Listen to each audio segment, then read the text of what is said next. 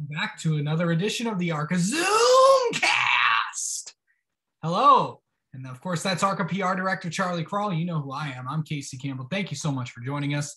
Another busy weekend of ARCA, Portland on Saturday, and the second of two dirt tracks on the year as we head back to Duquoin. Yeah, second visit to the Portland International Raceway road course and our second dirt track race of the year, Casey. We're going to try to give away 50 grand on Sunday. Hopefully for Jesse Love's sake, he's able to park it down in Victory Lane and take that big bonus check home. But in any case, we're going to, at the very least, give away $5,000 to whomever has the best average finish should Jesse not win. So we got a lot going on this weekend. It should be a lot of fun, and hopefully, folks can join us at the racetrack.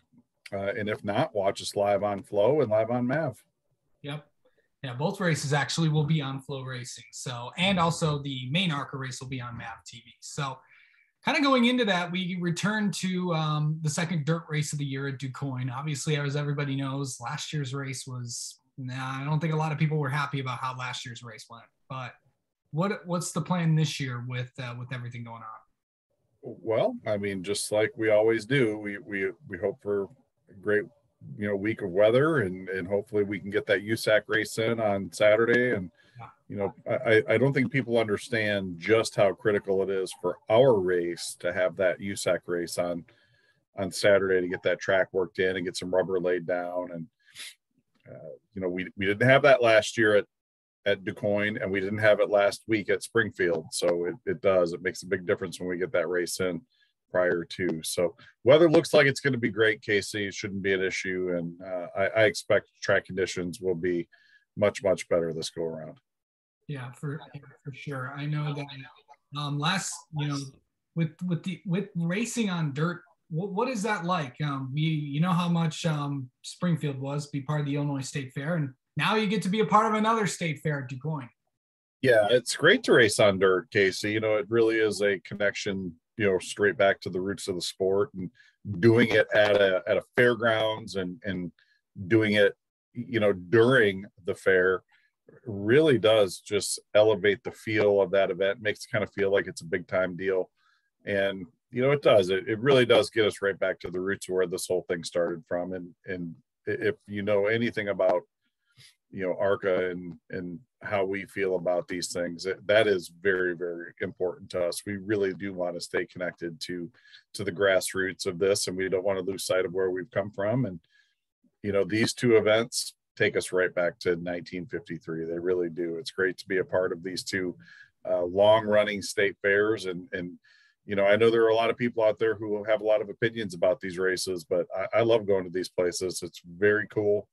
To see a 3,400 pound stock car on a 1 mile dirt track is really just an unbelievable sight. And I'm looking forward to it. We should have a really good race this week. There's a lot on the line. We've got a few more cars on the entry list than we had here last year, which is great. And it should be by anybody's standards, I'm hoping it's a pretty good race.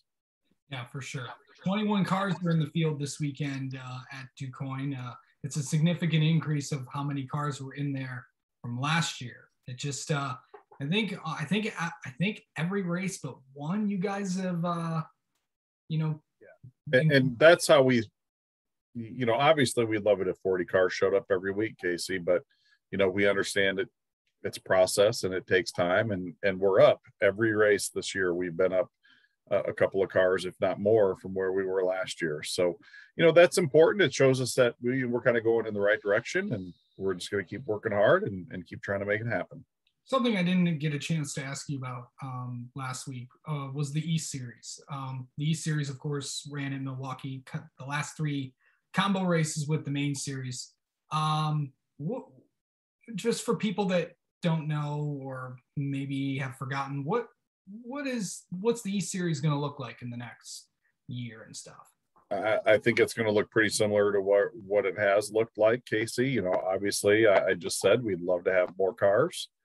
I don't know that we have any news on that front for next year, but I expect the schedule will look very similar, maybe a race added, race or two maybe added to that.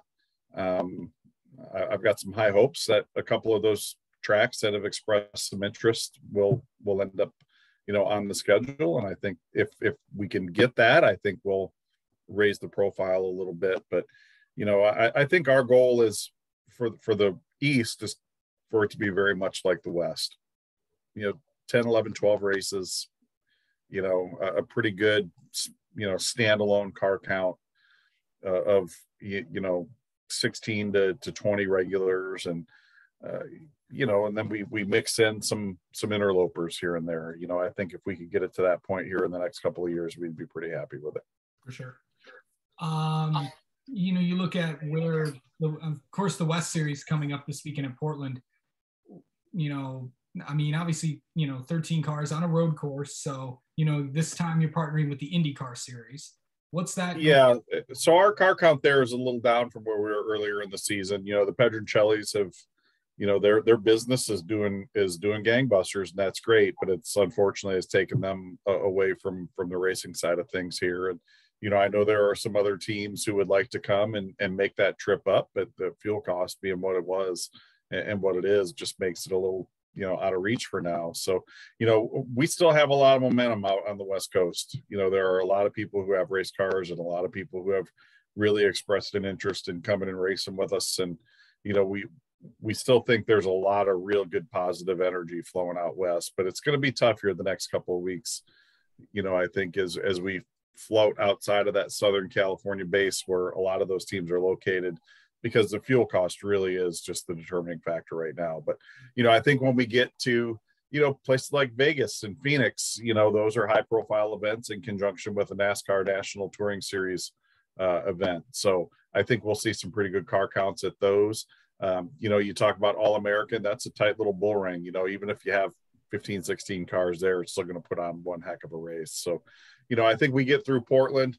Portland will still be a great show, Casey. There's a lot of real good road course racers entered in that show, and I think it'll be just fine. We'll get through it, and then we'll look forward to All-American, Vegas, and Phoenix to put an exclamation point on that West Series season. And we're already just today already starting to talk about 2023. So I think we'll just get through what we can get through here and make the best out of it. We know we're still kind of dealing with some lingering effects of the COVID pandemic and, some of the economic stuff and the gas prices, and, everyone's still doing the very best that they can. And, we've had a great year. We really have, all things considered.